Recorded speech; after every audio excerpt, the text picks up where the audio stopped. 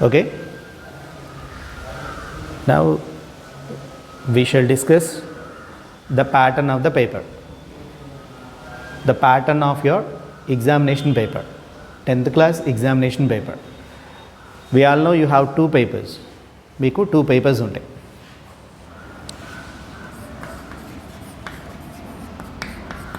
Let us discuss paper 1 now. Paper 1 ఎలా ఉంటుంది, దాంట్లో ఏ ఏ రోమన్స్ ఉంటాయి, ఏ ఏ గ్రామర్ డీటెయిల్స్ ఉంటాయి అనేది దీంట్లో డిస్కస్ చేద్దాం.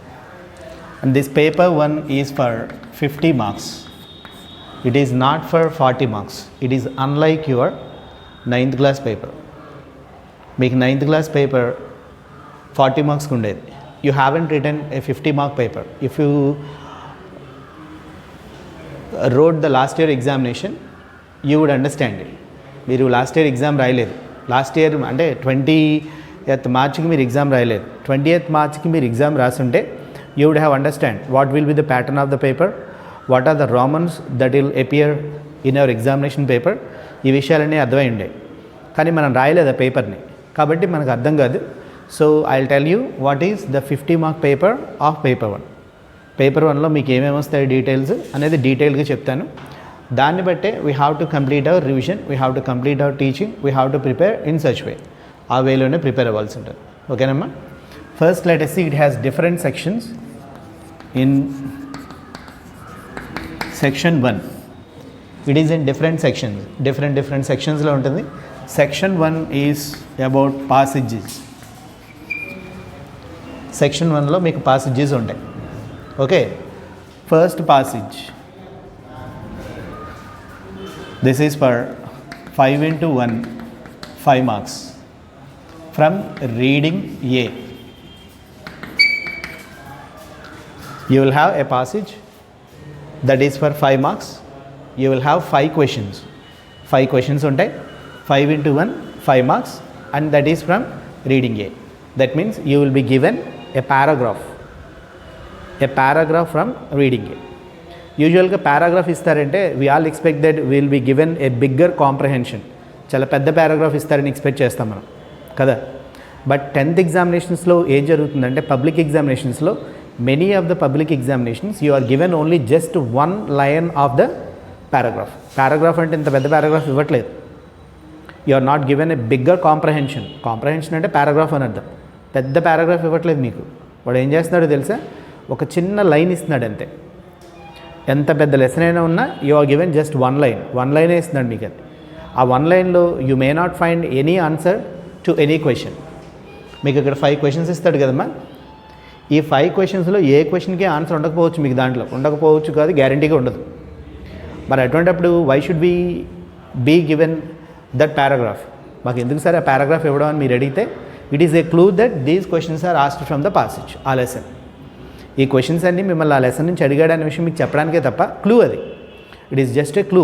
It is just a clue statement that is given to you that these questions are given from that concern lesson. ఈ line ఉన్న లెసన్కి సంబంధించింది. అంటే you should have a very clear and detailed thorough understanding of the lesson. ఏదో lesson ఒకసారి చదువుకుంటూ వెళ్ళిపోతే confuse అవుతారు. కొన్ని లెసన్స్ మీకు పార్ట్ 1, పార్ట్ 2లో ఉంటాయి. పార్ట్ 1లోంచి ఇచ్చాడా, పార్ట్ 2లోంచి ఇచ్చాడా అనేది క్లియర్ ఐడియా మీకు కంపల్సరీ ఉండాలి. So reading lesson, just mere reading of a lesson will not help us anyway. ఏదో మన లెసన్ చదువుకుంటూ వెళ్ళిపోతే మనకి ఎలాంటి ఉపయోగం ఉండదు. దానివల్ల లెసన్ని చాలా డీటెయిల్డ్గా చదువుకుని వెళ్ళాలి, చాలా క్లియర్గా చదువుకుని వెళ్ళాలి. Likewise your section 1 starts with a passage, and this passage has 5 questions. Each question carries 1 mark, 5 marks. ఓకేనా? and this passage is from reading A, from any unit reading A. మీకు 6 యూనిట్స్ ఉన్నాయి కదమ్మా.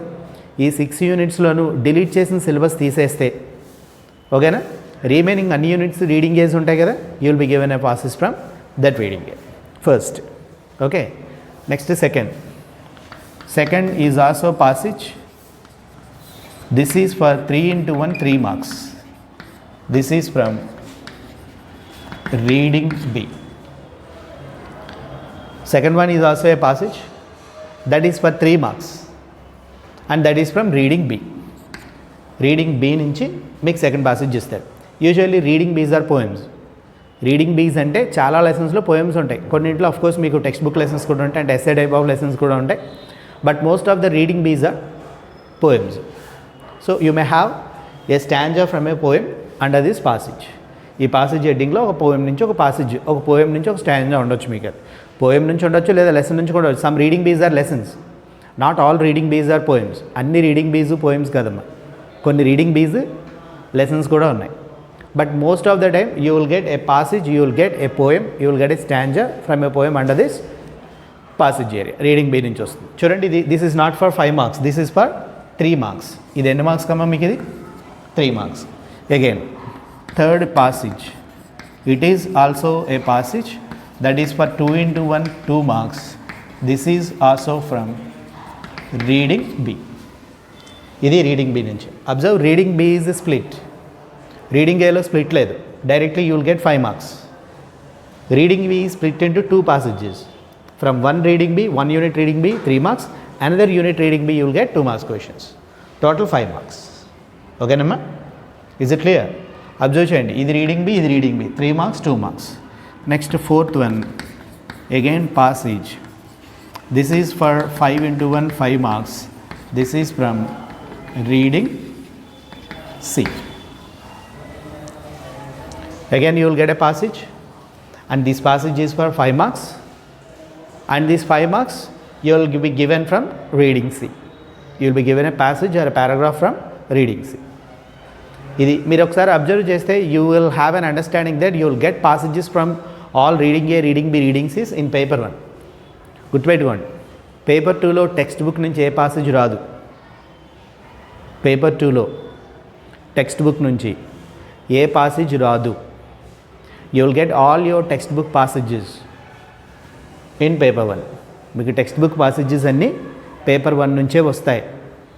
పేపర్ 2లో ఏ passage రాదు. Clear? First passage for 5 marks, second reading B passages 2 passages, and third you have passage from reading C. That is for 5 marks. Total how many marks? Any marks amma ivi? Total 15 marks. This is section 1. Okay? Now we shall see section 2.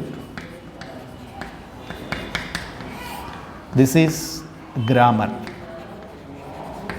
Section 2 is grammar or bit paper. Total మీకు paper అంతా బిట్టే. మీరు observe చేస్తే ఇవి కూడా 1 మార్క్సే కదమ్మా, ఇవి కూడా బిట్ పేపర్సే. This is also bit. You will get all your grammar details, all your grammar points here under section 2. Section 2లో గ్రామర్ అనేది వస్తుంది మీకు. ఓకే, మీరు గుర్తుపెట్టుకోవాల్సిన విషయం ఏంటంటే, ఇన్ యువర్ ప్రీవియస్ ఎగ్జామినేషన్స్, ఇంతకుముందు మీకు జరిగిన ఎగ్జామినేషన్స్లో బిట్ పేపర్ సపరేట్గా ఇచ్చేవారు. You use it to tag your bit paper to your answer scripts. మీ ఆన్సర్ స్క్రిప్ట్స్కి బిట్ పేపర్ని ట్యాగ్ చేసి ఇచ్చేవారు, అవునా? Now we're not in that practice from this year onwards. మీ యాక్చువల్ లాస్ట్ ఇయర్ నుంచే స్టార్ట్ అయింది, వాళ్ళు ఎగ్జామ్ రాయలేదు కాబట్టి you are not instructed. You don't know that. If you have written your 9th class examination, మీ 9th annual exam మీరు రాస్తుంటే మీకు ఆ విషయం అర్థమయ్యేది.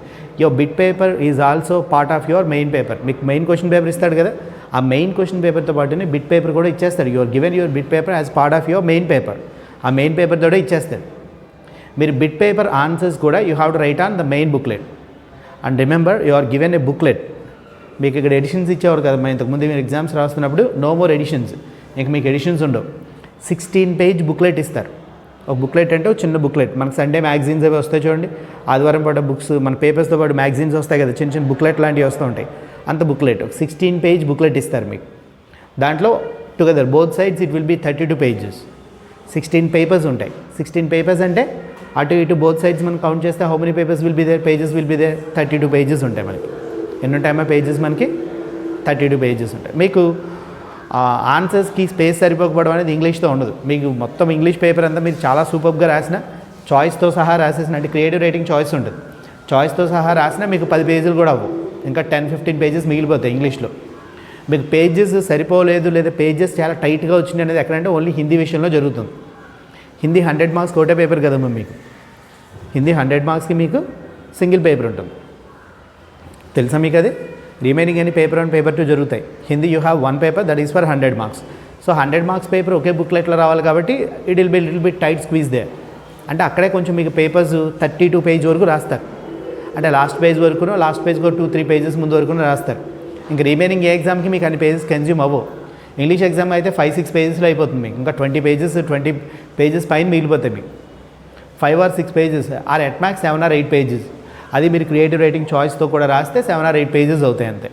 రిమైనింగ్ పేజెస్ అన్నీ మీకు మిగిలిపోతాయి. So space is not a problem with English examination. మీకు ఒక బుక్లెట్ ఇస్తారు, మీ ఆన్సర్స్ అన్ని దాంట్లోనే రాయాలి. You have to write even bit paper answer, grammar, every answer should be written in your answer script. మీరు రాసే ప్రతి ఆన్సర్ స్క్రిప్ట్లోనే రాయాలి. మీకు బుక్లెట్ ఇస్తారని కదా, దాంట్లోనే మీరు ఏది క్వశ్చన్ పేపర్ మీద రాయరు, ఏది క్వశ్చన్ పేపర్ నుంచి సపరేట్ చేసి ఆన్సర్ షీట్కి ట్యాగ్ చేయరు. You wouldn't tag anything apart, I mean you wouldn't tag anything from your question paper, you wouldn't tear apart anything from your question paper నుంచి ఏది చింపరు, question paper నుంచి తీసి దేన్ని answer బుక్లెట్కి రాయరు. మీరు ఏది రాయరు. మీరు రాసే ప్రతి ఆన్సర్ దేని మీద రాస్తారమ్మా? ఆన్సర్ బుక్లెట్ మీద రాస్తారు మీరు. అర్థమైందా? You right everything in your answer booklet. మీరు రాసే ప్రతిదీ ఆన్సర్ బుక్లెట్లోనే రాస్తారు. ఓకేనా? నవ్ లెట్ us see ఇది ఎన్ని మార్క్స్ అనేది నేను మీకు చెప్పట్లేదు. What comes under this grammar, ఈ గ్రామర్లో ఏమేమి వస్తాయనేది నేను ఇక్కడ చెప్పట్లేదు. I'm not telling you here. Okay, this we shall see later on. Now we shall come to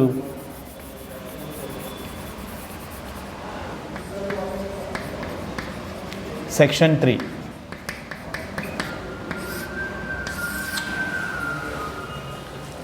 Section 3. This is creative writing. This is creative writing. Here you have choice. ఎక్కడి వరకు మీకు ఉన్న దేనికి చాయిస్ ఉండదు మీకు. Nowhere place you have choice. ఎక్కడ choice అనేది రాదు మీకు. చాయిస్ అనేది ఎక్కడ స్టార్ట్ అవుతుందంటే క్రియేటివ్ రైటింగ్ దగ్గర స్టార్ట్ అవుతుంది. పేపర్ ఆన్ క్రియేటివ్ రైటింగ్ మీకు ఐడియా ఉందా? What is under paper on creative writing అనేది? మీరు 9th క్లాస్లో 8th క్లాస్లో అట్లీస్ట్ 9th క్లాస్లో నేను మీకు చెప్పిందే whatever I taught you under paper on creative writing.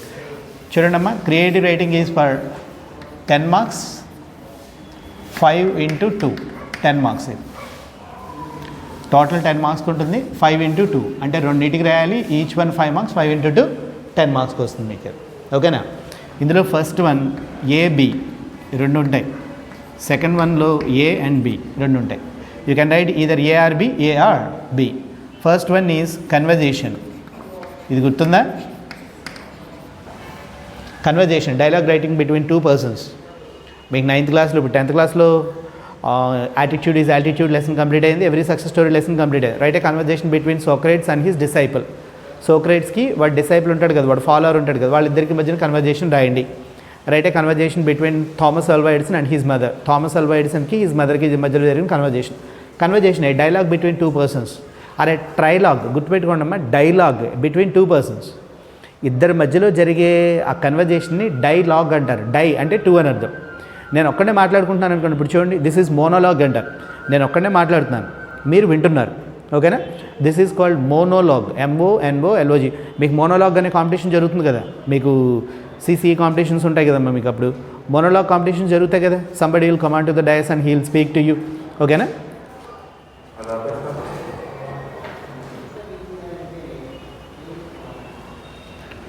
Okay. So the first creative writing is conversation. దీనికి చాయిస్ ఏంటి? What is the choice to this conversation? I'm telling you what is monologue and what is dialogue. Monologue అంటే ఒకళ్ళు మాట్లాడుకునేది. I'm speaking now, అవునా?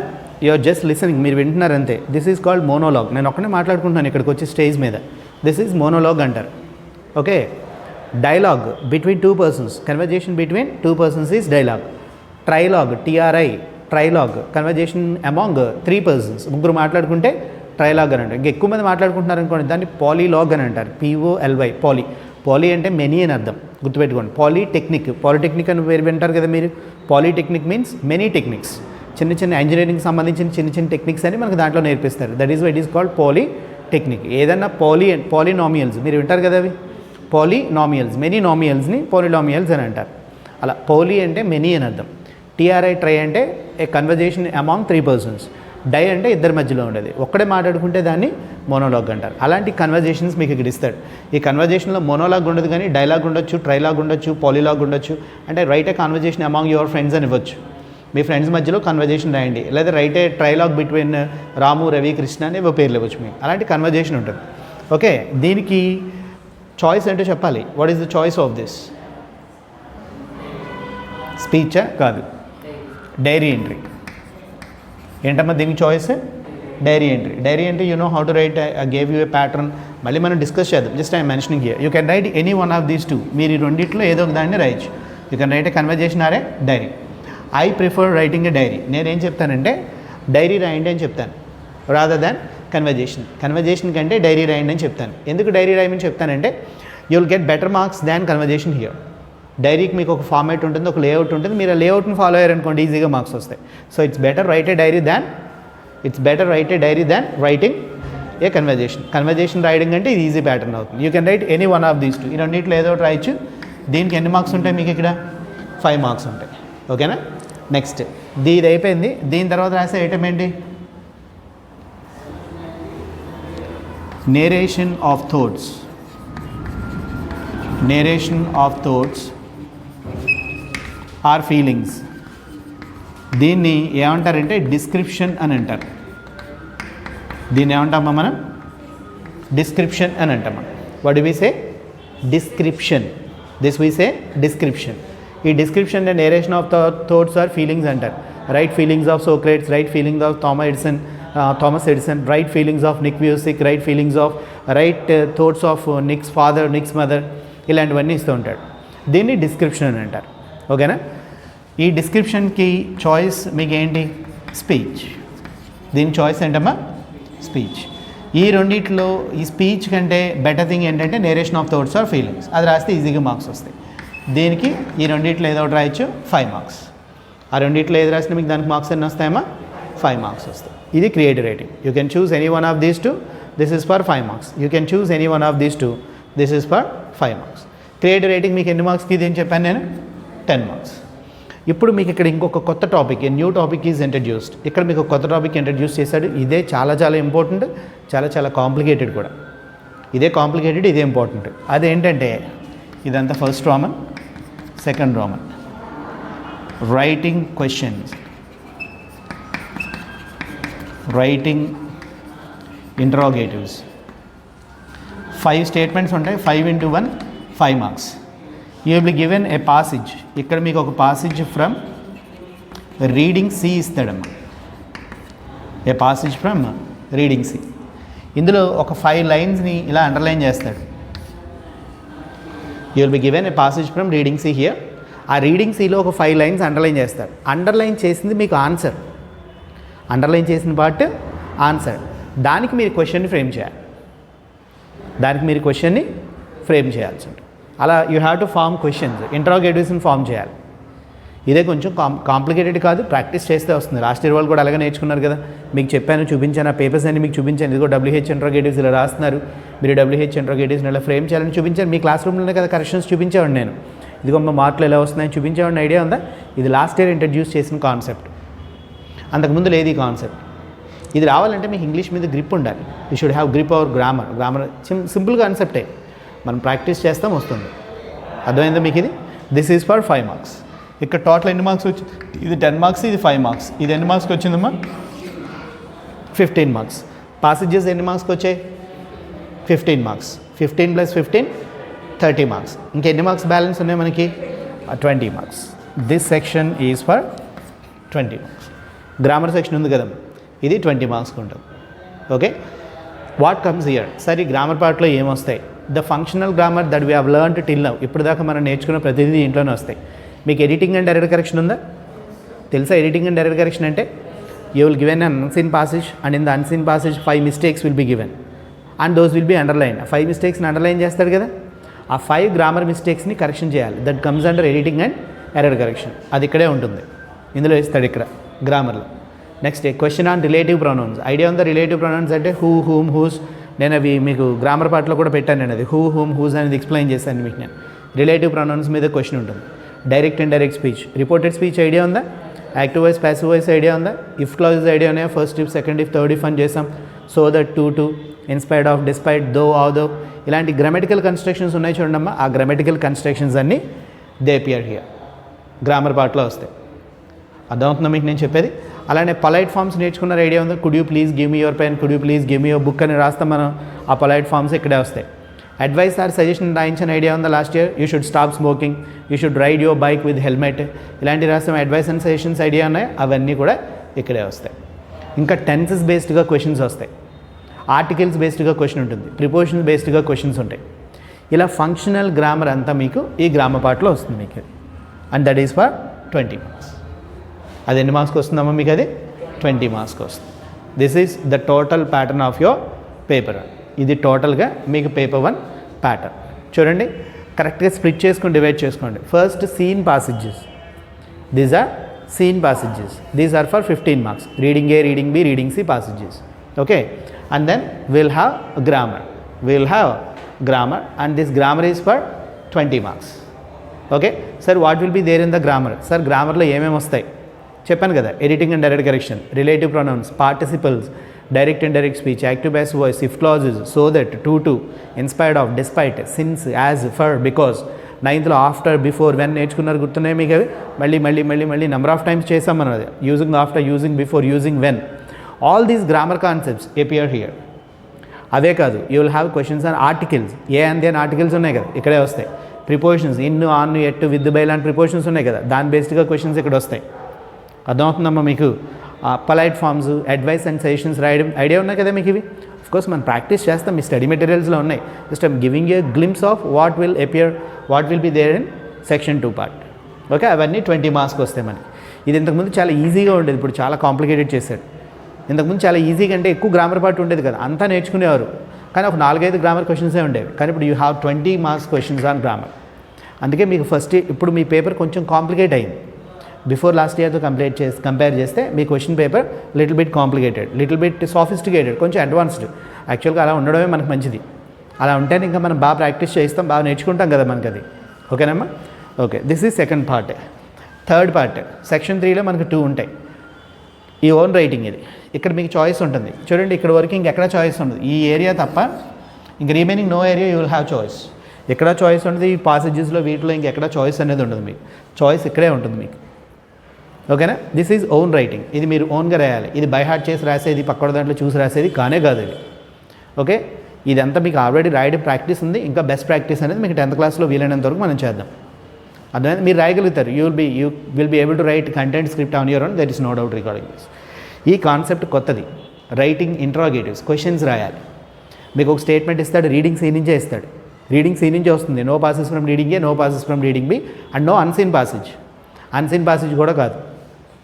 దీని మీద మీకు lot of exercise మీ స్టడీ మెటీరియల్లో ఉంటాయి. స్టడీ మెటీరియల్లో ఉన్నవి కాకుండా నేను రీడింగ్ సీలో నేను మీకు ఎక్స్ప్లెయిన్ చేసే దాంట్లో చాలా విషయాలు అక్కడే క్వశ్చన్స్ రాయించేస్తాను మీతో. నేను ఒక లైన్ అండర్లైన్ చేసి how will you form it into a question, అలా కొన్ని లాజిక్స్ తెలుసుకుంటే you will be able to write this interrogatives అనేది. All together you have this paper for 50 marks. This is paper 1. ఈ paper 1 pattern మీకు తల్లో ఉంటే, బ్రెయిన్లో రికార్డ్ అయి ఉంటే, then your preparation, your revision will be very easy for you. అప్పుడే easy అవుతుంది. మీరు ఎప్పుడు చెప్పిన కంటెంట్ అప్పుడు చాలా థరోగా ఇమీడియట్గా రికార్డ్ చేసుకునేలా ఉండాలి. లేకపోతే it will be a troublesome matter. అర్థమైందమ్మా మీ అందరికీ? Is it clear? Do you have your grammar books or rough note? మీ దగ్గర గ్రామర్ బుక్స్ ఉన్నాయా? గ్రామర్ బుక్ ఉంటే మీ దగ్గర you note down this content in your grammar book, నేను రాసినట్టు. ఓకేనా? గ్రామర్ బుక్ లేదు sir, we haven't brought it today అంటే you can write it in your rough book and next note it down in your grammar books. మీరు నీట్గా note చేసుకోండి. ఇది చాలా చాలా ఇంపార్టెంట్ ప్యాటర్న్ అనేది. ఓకేనమ్మా? Note it down.